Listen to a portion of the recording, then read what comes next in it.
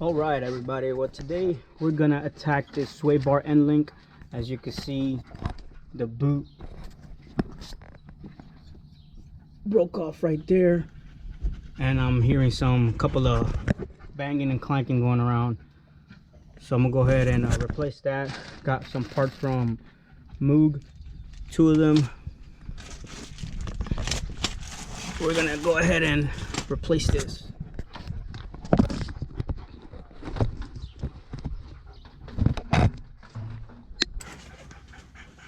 This is for a F-150 Raptor. Has a little hex nut up here. You're gonna have to hold that. And the big nut's 18 millimeter, 8 millimeter on the top, 18 millimeter on the bottom.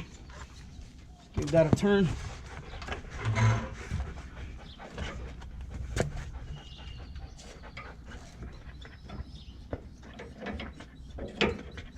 All right, that top one looks like, oh, yep, it's coming out nice.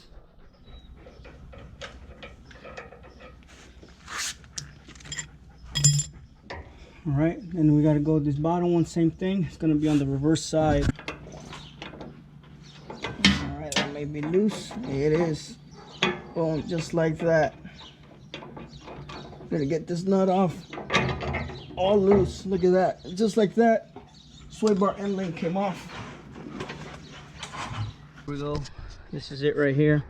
So I'm going to replace, well, the whole thing, but as you can see, kind of broke off there, and I'm assuming that's why I have a little bit of grease there going all over the place. All right, as far as the Moog, let's go ahead and open this up.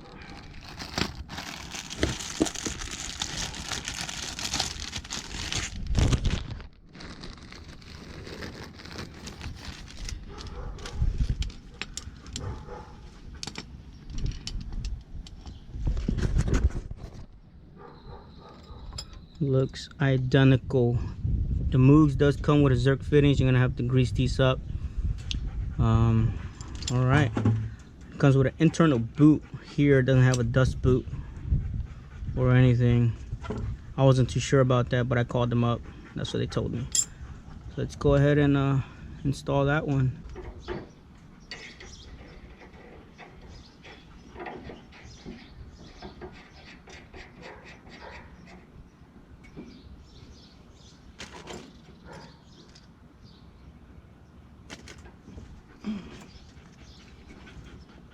Moog does provide you with all the hardware. My end bolt to this thing is great. And that's it. This doesn't look a little bit flush here, but hopefully when I tighten it, it does get flush. Let's go ahead and start the tightening process.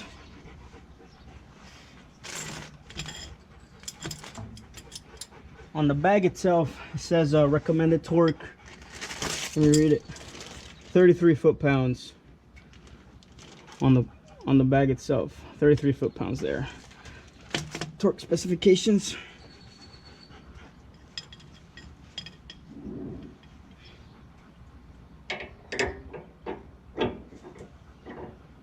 All right, this one, it doesn't have the hex on top.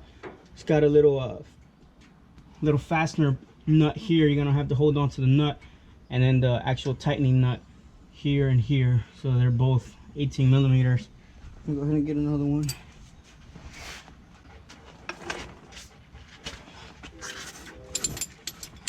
Just go ahead and do it with a wrench. A wrench and socket.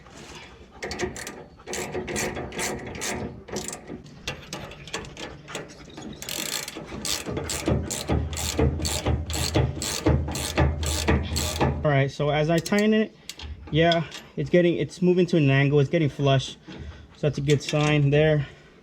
All right, it's hand tight. Time for the torque wrench.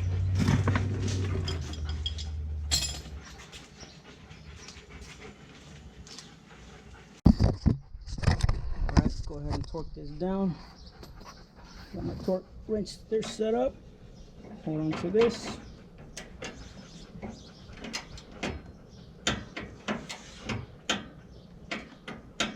That's it. Shouldn't be much.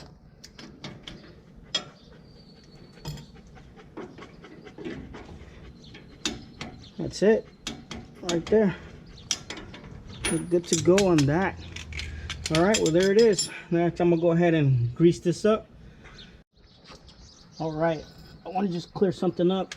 I thought 33 foot-pounds was kind of low for this. This is a Ford Raptor. I just after speaking with Moog, it's 59 foot-pounds the recommendation, so I'm gonna just go ahead and torque some of this a little bit more. Already got my torque wrenched to 59.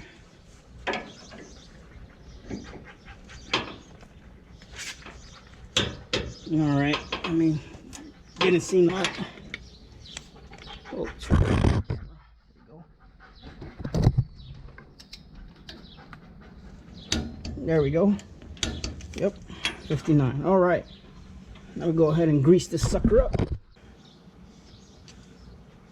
Got about 2 pumps, 3 pumps. All right, I can see the little bulging back here, so I'm gonna go ahead and stop that.